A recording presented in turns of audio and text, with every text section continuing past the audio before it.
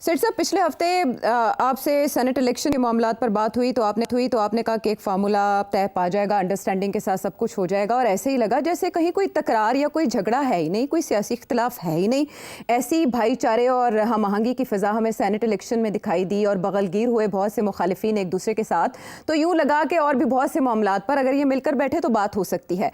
ऐसे में जब वो सेनेट इलेक्शन गुजर गया तो हमने देखा अदालतें मुस्तैद हो गई, अदालतों की जानिब से 9 मई केसेस की सजाएं सुना दी गई 10-10 साल। लेकिन उसमें भी एक और अचंभे की बात यह थी कि शाह महमूद कुरैशी साहब बाइज्जत बरी हो गई, और बात है कि वो रिहा नहीं हुए, उन पर और भी बहुत से केसेस हैं। उसके बारे में भी कयासराइयां की जा रही हैं कि उनका पाकिस्तान तहरीक इंसाफ क्या होगा।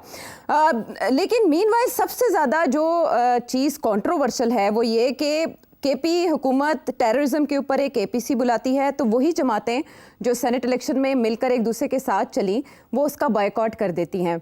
और उसके बाद अब हम ये देख रहे हैं कि कुछ ऐसी स्टेटमेंट्स भी सामने आ रही हैं कि जैसे इमरान खान साहब ऑन बोर्ड नहीं थे, या कुछ कंट्रोवर्शियल फिगर्स सेनेट इलेक्शन में इन हो गए जो इससे पहले स्क्रीन से गायब थे, मंजर आम से गायब थे। हमाद अजहर साहब भी अपने वालिद साहब की राहलत के बाद हमें सामने दिखाई दिए, लेकिन मुराद सईद साहब सेनेट इलेक्शंस में अपनी जगह बना गए। मुराद सईद साहब जो नाकाबिले कबूल हैं, जो मफरूर करार दिए गए हैं, जिनके बारे में कहा गया कि वो रियासत के खिलाफ साजिश में शरीक रहे हैं मुबैना तौर पर।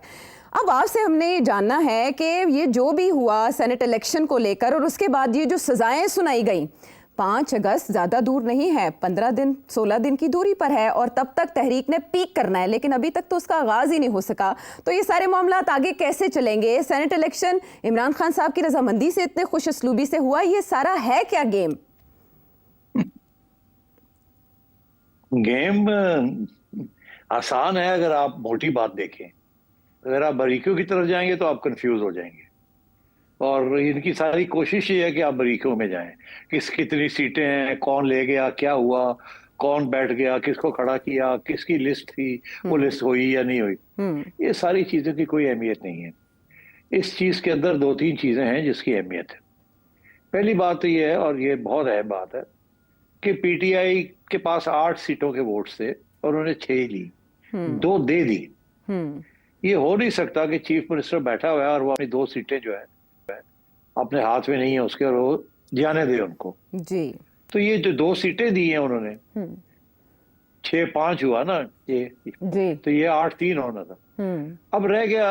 तो इसके साथ हुआ ये कि जो सेनेट के अंदर जो गिनती की जा रही है, वहां गवर्नमेंट और उसके जो साथी हैं छोटे मोटे सारे मिला जुला के, एक्सक्लूडिंग मौलाना फजल जो कि उनके साथी नहीं है मगर साथ चलते हैं, उनके पास अब 60 सीटें हो गई, 4 उनको और चाहिए, और वो मौलाना के पास है।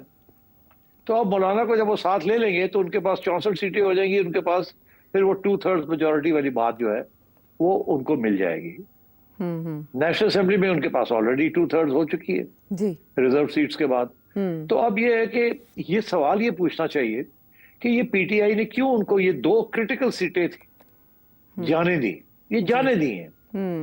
तो जिसके साथ आप वो सिर्फ मौलाना के साथ बैठेंगे और मुकबका कर लेंगे जैसे वो हमेशा करते हैं, हमेशा। ये गवर्नमेंट बेसिकली अब एक पोजीशन में आ गई है आफ्टर दिस सब कुछ, कि उनको 2/3 जब चाहिए होगा फॉर कॉन्स्टिट्यूशनल अमेंडमेंट, वो अब उनको मिल जाएगा। ऑल दे नीड इज मौलाना।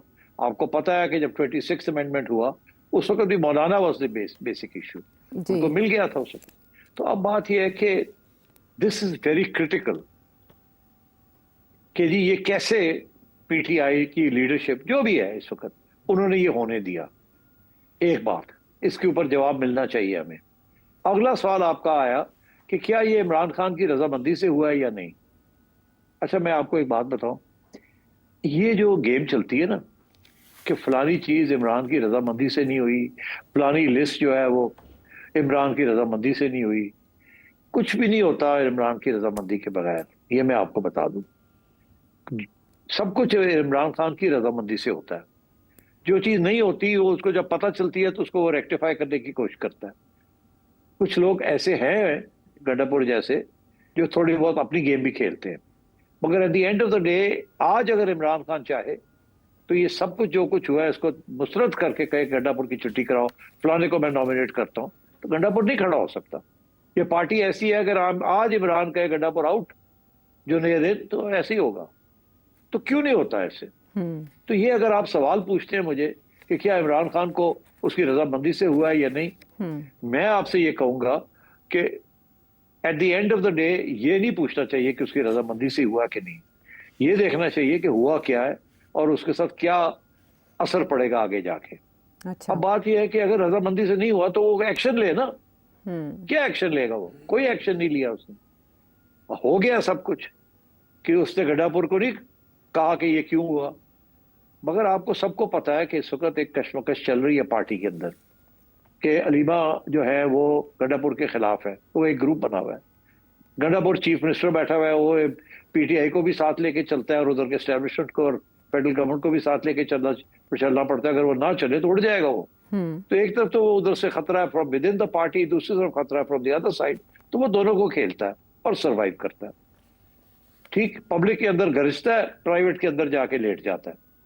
और इमरान खान को जब मिलता है तो वहां लंबी चौड़ी बात करता है और बताता है कि मैं तो ये कर रहा हूं, मैं वो कर रहा हूं, मेरी कोशिश ये है, मेरी कोशिश ये है, सो ऑन सो। और इमरान को भी ये पता है कि केपी की जो जैसी हुकूमत गंडापुर के अलावा कोई उसको संभाल नहीं सकता। आज गंडापुर हट जाए कोई और आ जाएगा तो ये गवर्नमेंट इनको खा जाएगी। गंडापुर तकड़ा आदमी है, गंडापुर दिलेर आदमी है और चालाक आदमी है, दोनों सब कुछ उसके अंदर है, इसीलिए वो गेम्स खेलता है। तो अब इमरान की रजामंदी थी या नहीं थी, जो निचोड़ निकला ये कि अब गवर्नमेंट जो है वो एक पोजीशन में आ जाएगी कि वो 2/3 मेजोरिटी के लिए अगला कॉन्स्टिट्यूशनल अमेंडमेंट, जिसकी बड़ी बातें हो रही है, काफी अरसे से बातें हो रही है कि गवर्नमेंट बड़ी कीन है कि वो 27th अमेंडमेंट लेके आए। अब वो उसके अंदर क्या होगा क्या नहीं होगा वो एक अलग मौजू है, उसके ऊपर भी बात हो सकती है इफ यू आर इंटरेस्टेड कि गवर्नमेंट के क्या इंटरेस्ट है। But at the end of the day ये government has succeeded and PTI has conceded. Government has succeeded और पीटीआई हैज कंसीडेड। अब आइए सवाल तो वही बनता है ना जो आप यकीनी तौर पे पूछेंगी कि अब आगे क्या होने जा रहा है। मैं असल में सजाओं के हवाले से भी जानना चाह रही थी कि वो अंडरस्टैंडिंग का जो इम्प्रेशन आया था वो ज़ायल हो गया इन सजाओं के बाद, और अभी भी जो रहते हैं 8 अगस्त से पहले पहले जो सुप्रीम कोर्ट ने कहा था इतने अरसे में मुकम्मल करें ट्रायल, उन रहनुमाओं को भी सजाएं हो जाएंगी जो अभी बाकी रहते हैं जिन्होंने लीड करना है 5 अगस्त को। तो क्या मुस्तकबिल है तहरीक का? देखिए, मैं हमेशा अपने तजिए में ये कहता हूँ कि जब नेगोशिएशंस होते हैं तो टॉक फाइट होता है। ये सिर्फ रियासतों के दरमियान नहीं, या पार्टीज के अंदर भी, कि अपनी पोजीशन कोई नहीं छोड़ता और निगोशिएट करता है और आहिस्ता आहिस्ता कंसेशन दी जाती है, और जब तक मुकमुका हो ना जाए उस वक्त तक अपनी पोजीशन नहीं छोड़ी जाती।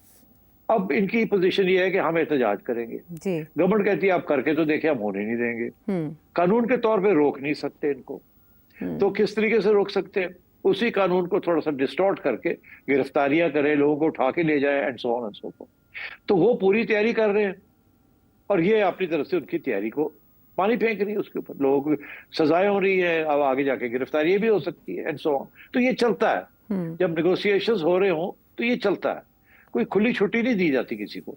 तो मैं बिल्कुल हैरान नहीं हूं कि ये गिरफ्तारियां होनी शुरू हो जाएंगी और अब कुछ सजाएं होनी शुरू हो गई हैं, और वो इसीलिए क्योंकि सबको पता है कि अगर नेगोशिएशंस पीछे चल भी रही हैं, जो चल रही हैं अकॉर्डिंग टू मी, तो ये जो फैसले आए हैं ये इतने खोखले हैं कि ये एक हियरिंग नहीं है हाई कोर्ट के अंदर जब ये चैलेंज होंगे, जो कि होंगे, तो मेरा ख्याल है सबको पता है इस बात का कि सजा हो जाए, क्योंकि काफी अरसे से लोग जेलों में है, सजाएं भी नहीं हो रही और बेलें भी नहीं दी जा रही, और ये एक शोर पड़ा हुआ था और इंटरनेशनल कम्युनिटी के लिए आगे भी बड़ी शर्मिंदगी का बायस है। तो अच्छा, अब ये गवर्नमेंट कह सकेगी कि जी वो तो सजाएं हो गई, अब उनके पास अपील है, वो अपील में जाएंगे, फिर देखा जाएगा, वहां भी हमारी अदालतें। तो ये जो फैसला है ना कि इंस्टेड ऑफ ये रोना धोना, बेल नहीं हो रही, हियरिंग नहीं हो रही, पोस्टपोन हो रहा है, इतने केसेस हैं, सुना नहीं जाता, मुलाकातें नहीं करा रहे,